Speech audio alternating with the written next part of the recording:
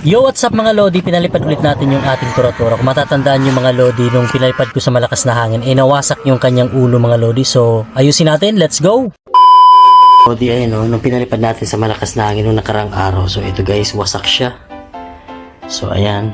Pababalatan natin ulit siya ng charol din ulit mga Lodi para syempre, ganun pa rin yung ano niya, plastic niya. At patitibayin din naman natin yan. So, ayan, umpisa na natin tanggalin yan. So yun mga Lodi, ayan, tinatanggalan natin yung lumang charol natin guys sa ating tura-tura mga Lodi. So charol plastic pa rin yung ating gagamitin mga guys para syempre yung dating plastic naman kasi niyan is charol mga Lodi. Kaya charol din ulit yung ating gagamitin mga Lodi. So take note mga guys, yung charol pa rin matibay pa rin naman yan basta maayos yung pagkakalagay ninyo mga Lodi. At sa katagalan kasi nitong ating saranggola mga guys, almost mag 2 years na siya guys.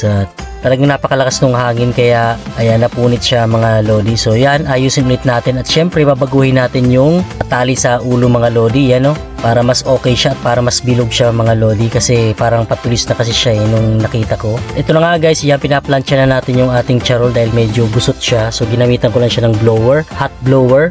Ito na nga guys, yan, ginupit ko na siya para mahulman natin yung kanyang pinakaulo at syempre gugupitan natin siya para diretso yung ating charol na pagdidikitan ng ating tape. So lalagyan natin ng tape guys dun sa magkabilang dulo. Ayan, para syempre hindi siya magalaw habang dinidikit natin siya gamit yung ating shouldering iron mga Lodi. Yan, so hindi ako gumamit ng katul mga Lodi. Shouldering iron yung ginamit natin guys para mas mabilis. Ayan, mas mainit siya mga Lodi. At yan, kung mapapansin yung mga Lodi, ayan, gaya lang din ako magdikit guys kapag gamit ko yung shouldering iron mga Lodi. Mas mainam siya gamitin, mas mainit siya guys dahil mas okay siya gamitin. Mas mabilis matunaw yung plastic ng charol kasi medyo makapal yun talaga yung plastic ng charol mga Lodi. Kaya kailangan mo mainit talaga yung ipapaso mo. So yun nga guys, ginupit na natin siya at syempre tinanggalan natin yung sobra dun sa nilagay nating ididikit dun sa may ulo mga Lodi. Kaya gagamitin natin siya ng tape para mas lalong malapat siya mga Lodi. So hindi ko na kailangang i-shouldering din yan. Test plate na natin siya guys. So ayun na.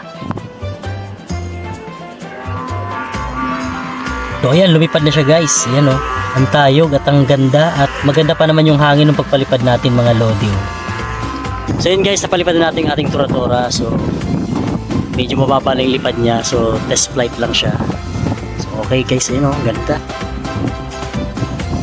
So ayun guys, napalipad na natin yung ating tura-tura guys. Ang ganda talaga ng lipad ng ating tura-tura. At ipalo nyo ako sa aking Facebook page at sa aking YouTube channel, Searcher TV Vlogs, at sa TikTok account.